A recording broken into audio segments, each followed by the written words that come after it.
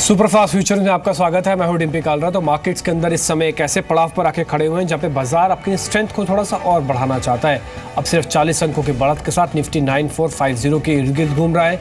ये बाजार की वो रेंज है जिसको पार करने पर थोड़ा और शॉर्ट कवरिंग बाजार के अंदर आ सकती है। लेकिन मार्केट के पहले 5 बड़ी बातें देखिए, उसके बाद आज 4 मेहमानों से आपसे रूबरू करवाते हुए ये समझाएंगे कि मार्केट के अंदर इस समय क्या हो रहा है और करना क्या चाहिए। निफ्टी बैंक और निफ्टी दोनों में ही ताज़ा खरीदारी के सौदे आज बनना वापस शुरू हुए।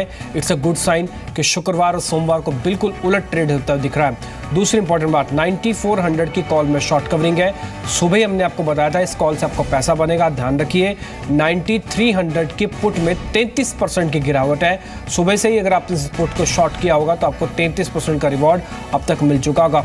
आईटी को छोड़ सभी सेक्टर्स के अंदर कहीं ना कहीं बढ़त है, लेकिन सबसे अच्छी बढ़त तो आज मेटल स्टॉक्स में है। उसमें हिंडाल्को लीड कर रहा है और कोई और शेयर्स भी हैं जिसके अंदर अच्छी मजबूती आती है। देखिए विक्स में करीब 1% की गिरावट है, ये मार्केट को सपोर्ट करते हुए। और नतीजों के दूसरे दिन ग्लेनमार्क में आज भी ताज़ा बिकवाली के ही सौदे लग रहे हैं। तो ग्लेनमार्क अभी भी नहीं उभरा है। ये F&O का आज का ये शेयर है जो कि बिल्कुल बाजार के उलट कामकाज करता हुआ दिख रहा है। मेघना मलकान इस बीच मेरे साथ जुड़ चुकी हैं। फटाफट से उनसे पहले पर निफ्टी का आउटलुक लेते हैं। अलग अलग मेहमानों से निफ्टी का आउटलुक लेंगे। ये कॉल पुट के आंकड़े आपके सामने चलते रहेंगे, जिसमें 9500 की है, 9400 की कॉल है, 9300 की पुट्स है। निफ्टी बैंक निफ्टी के डाटा है आपके सामने, ये सब ग्राफिक्स के रूप में चलता रहेगा। मेघना, शुक्रिया पहले तो समय देने के लिए। ओवरऑल निफ्टी देख के ऐसा लग रहा है कि अगर आज की क्लोजिंग हमको 9450 के थोड़ा ऊपर मिल जाए तो शायद शॉर्ट कवरिंग के बेसिस पर आज के या तो क्लोज होते समय या फिर कल के ओपनिंग सेशन में हम 9500 को टच कर सकते हैं। इसलिए शायद हमको अपने लॉन्ग के सौदे भी बनाए रखने चाहिए। और जो स्टॉप लॉस है अब वो इमीडिएट बेसिस पर, यानी कि आज का और 1-2 दिन के पोजीशन बेसिस पर, क्या 9380 93 या 90 के अराउंड रखें एक बार stop losses. Good afternoon. Yes, मैं मानती हूँ जिस हिसाब से हम ट्रेंड देख रहे हैं from the last 15 to 20 trading sessions, trend, momentum और वॉल्यूम तीनों को देखते हुए लग रहा है कि yes the market is in a proper up trend. Momentum देखेंगे तो येस लोअर टाइम फ्रेम में अपॉर्चुनिटीज मिल रही है बाय ऑन डिप्स की।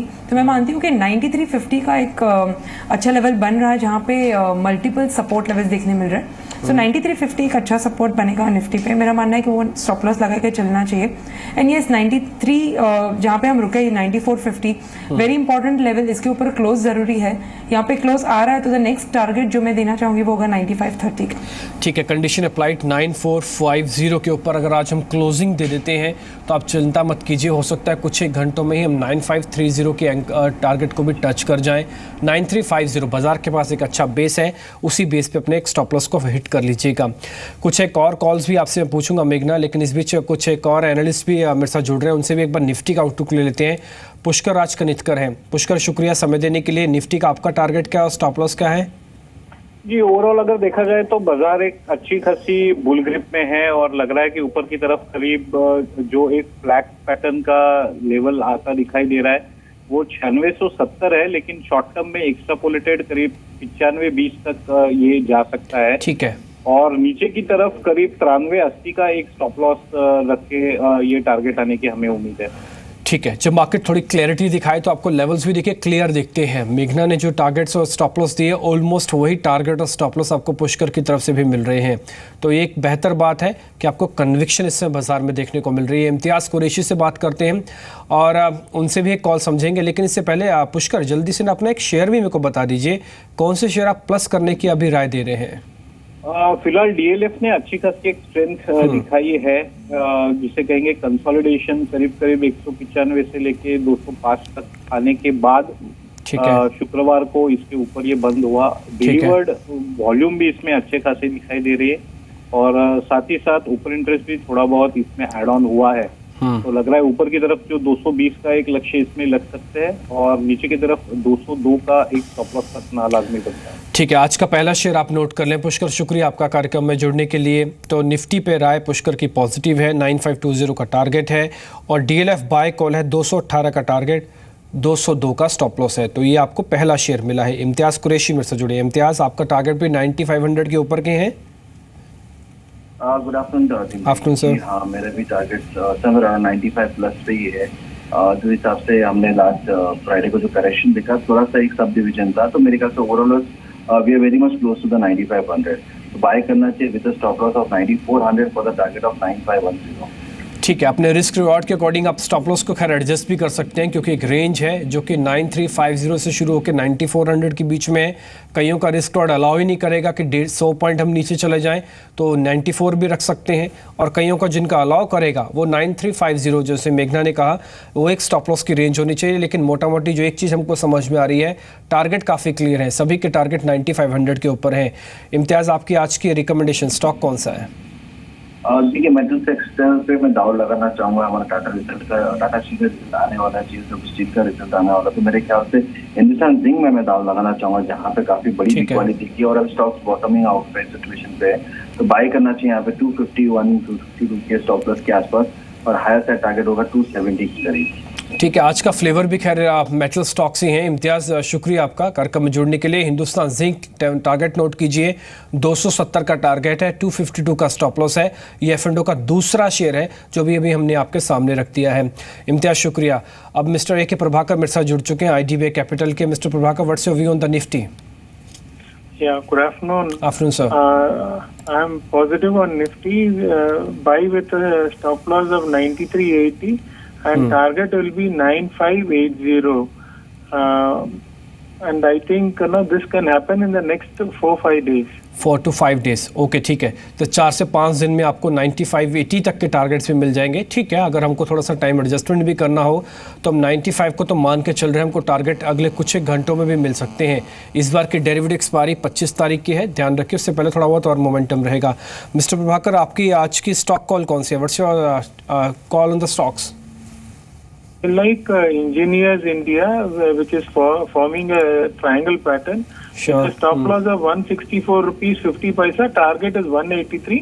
This is a 3-week call. It's a 3-week call. It's a positional call, I think so. Okay, शुक्रिया A.K. Prabhakar आपका कार्यक्रम में जुड़ने के लिए। तो 183 का टारगेट है, इस पर आप थोड़ा ध्यान रखिए। अभी 168 है, आप भी ये सोच रहे होंगे कि 183 तक का टारगेट, हालांकि ये जल्दी भी अचीव कर सकता है। तो आपका स्टॉप लॉस और रिस्क रिवॉर्ड काफ़ी शानदार दिया है इन्होंने। 183 का टारगेट है, 164.40 का एक स्टॉप लॉस है। एक बेहतर प्ले आपको देखने को मिल जाएगा। लेकिन इस बीच मेरे साथ एक मैनेजमेंट भी, क्योंकि नंबर्स आ रहे हैं तो इसलिए इन पर बातचीत करना भी ज़रूरी हो जाता है। एस रामनाथ, जो कि CFO हैं ITD सीमेंटेशन के, वो मेरे साथ जुड़े हैं।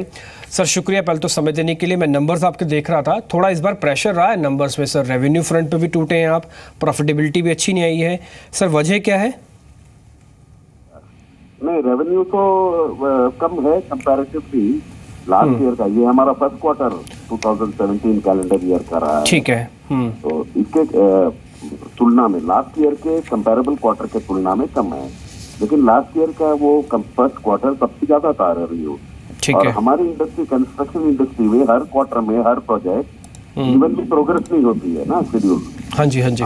तो इसकी वजह से ये क्वार्टर में कम है, बट ओवरऑल ईयरली हमारा रेवेन्यू कंपेयर करेंगे तो हमें लगता है कि लास्ट ईयर के मुकाबले इस साल में 6-8% की बढ़ोतरी होगी रेवेन्यू में ना। जहाँ मार्जिन की बात है, मार्जिन में तो काफी इंप्रूवमेंट है। 13-14% का एबिटा मार्जिन आया है, ऑल्दो 14% शायद मेंटेनेबल नहीं होगा पूरा साल के लिए। 11% के करीब आना चाहिए हमारा मार्जिन, बट फिर ये आगे भी मेंटेन रहेगा मिस्टर रामनाथ? ये जो मार्जिन है आगे भी मेंटेन रहने वाले हैं? Pardon me?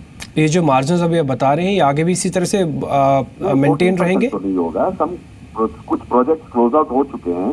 अच्छा, तो उसमें मार्जिन हमने थोड़ा ज्यादा मिला है हमें, तो कुछ प्रोविजन या कॉस्ट जरूरी नहीं थे, वो सब राइट बैक हो गया है।